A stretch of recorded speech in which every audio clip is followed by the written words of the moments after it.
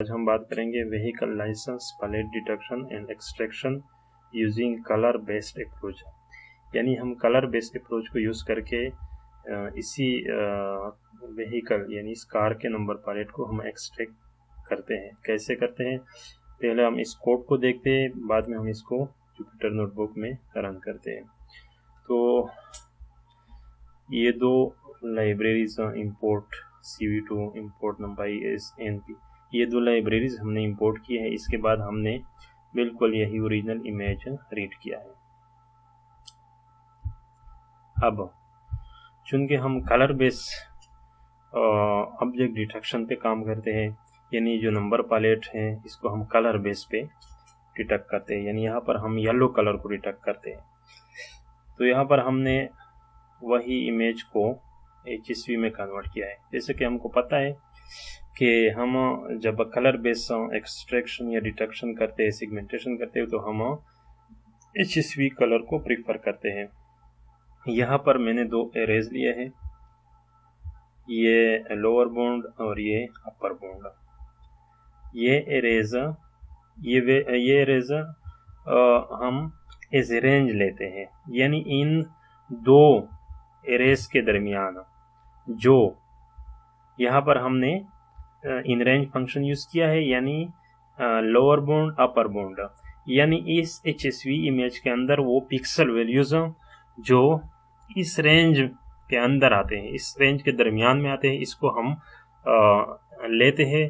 बाकी जो pixel values है वो ब्लैक बन जाते हैं। इसी तरह ये वैल्यूज मैंने कहाँ से लिए हैं, इसके लिए हम ट्रैक बार यूज करते हैं। इस पे मैंने एक वीडियो लेक्चर बनाया है जिसका लिंक मैंने कमेंट्स बॉक्स में दिया है।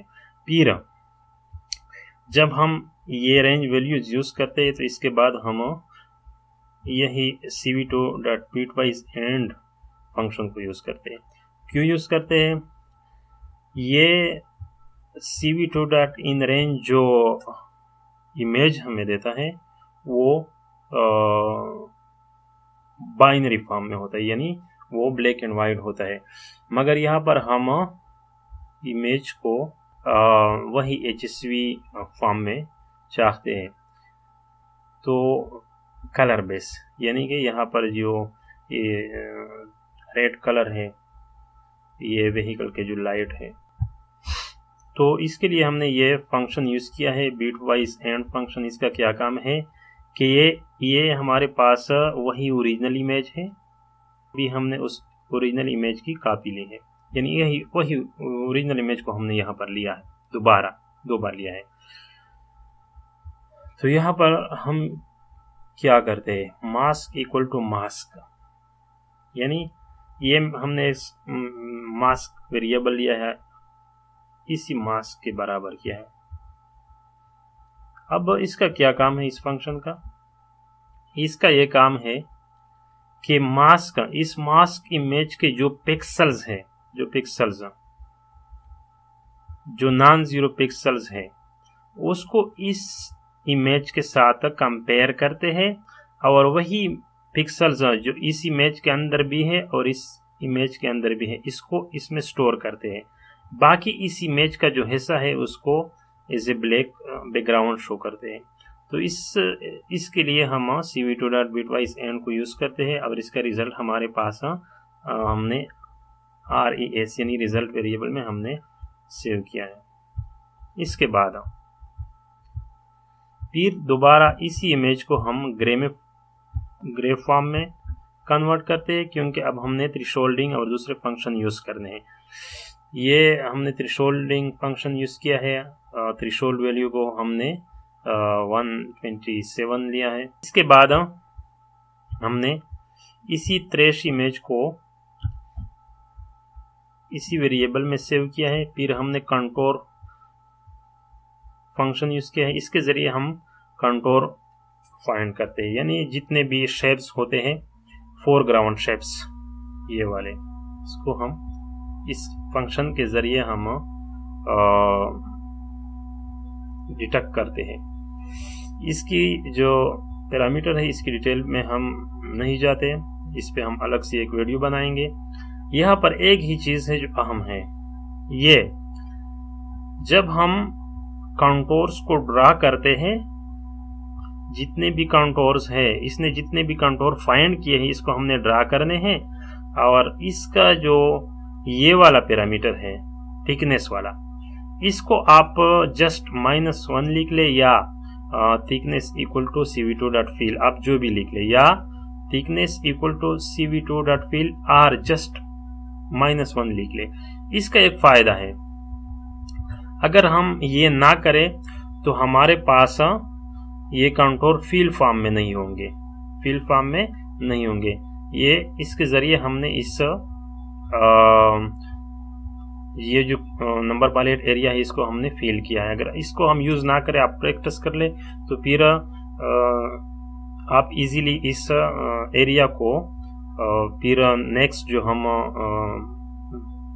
मेथड्स यूज करते हैं, शेप अप्रोक्सीमेशन मेथड, तो इसमें फिर प्रॉब्लम होगा। यहाँ पर हमने दोबारा कंटोर फाइंड किए हैं, क्योंकि जब हम शेप यही शेप फिलिंग करते हैं, इस पैरामीटर वैल्यू को जब हम -1 देते हैं तो इसकी वजह से शेप फिलिंग होता है, यानी हमारे पास जो शेप होते हैं वो फिल होते हैं, इसी तरह नहीं आते हैं। अगर हम इसको फिल ना करते तो ये इसी तरह इसको अलग कंटोर लेते, इसको अलग कंटोर, इसको अलग कंटोर, फिर शेप अप्रोक्सीमेशन में प्रॉब्लम होती। ये हमने जो कंटोर फाइंड किए हैं और फिर ड्रा किए हैं, इसी कुछ लाइंस के जरिए हमने जस्ट शेप फिलिंग का काम किया है, ब्लब फिलिंग। इसके लिए अलग तरीका भी है ओपनसीवी में, पाइथन ओपनसीवी में, मगर आई थिंक सबसे इजी तरीका यही है। फिर हम ये क्या करते हैं, फिर हम कंटोर फाइंड करते हैं इसी न्यू इमेज के अंदर। इसी न्यू इमेज के अंदर हमने जितने भी कंटोर्स हैं उसको हमने फाइंड किए हैं। ये कंटोर है, ये वाला है, ये वाला है, ये वाला है, ये वाला है। फिर हमने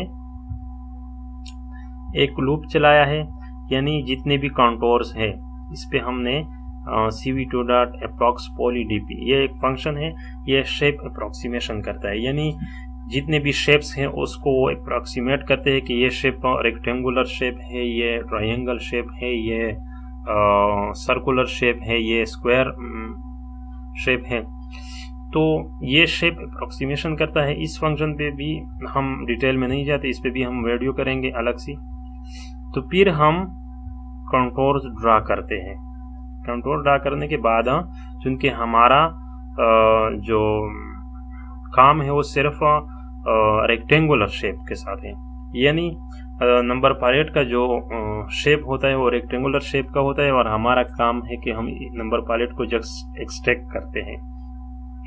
तो यहाँ पर हमने अप्रोक्स, यानी यही अप्रोक्स जो शेप्स उसने लिए थे, इनमें से हम वो वही शेप जस्ट लेते हैं जिसके 4 साइड हो।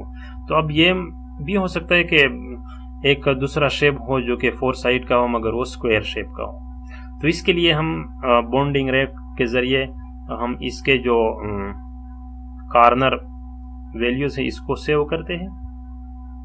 फिर एस्पेक्ट रेशो मालूम करते हैं, यानी विड्थ बाय हाइट। इस विड्थ को हम ये विड्थ है और ये हाइट है, इस विड्थ को हम हाइट पे डिवाइड करते हैं। अगर ये 2 या 2 से ज्यादा आए तो इसको हमें एज ए क्रॉप इमेज लेना है। तो इसी तरह हमारे पास ये इमेज आता है। इस कोड को हम देखते हैं और रन करते हैं।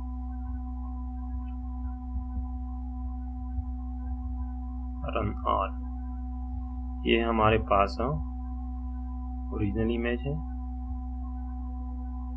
और ये हमारे पास नंबर पैलेट का एक्सट्रैक्टेड इमेज है।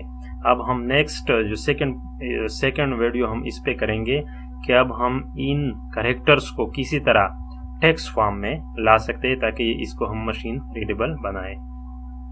तो आज इस वीडियो में यही काफ़ी है। इंशाल्लाह नेक्स्ट वीडियो में हम पार्ट 2 में इस पे बात करेंगे कि हम ऑप्टिकल कैरेक्टर रिकॉग्निशन के जरिए किस तरह इन करेक्टर्स को, ये अल्फ़ाबेट और डिजिट्स को मशीन रीडेबल फॉर्म यानी टेक्स्ट फॉर्म में कैसे लाते हैं। थैंक्स, शुक्रिया।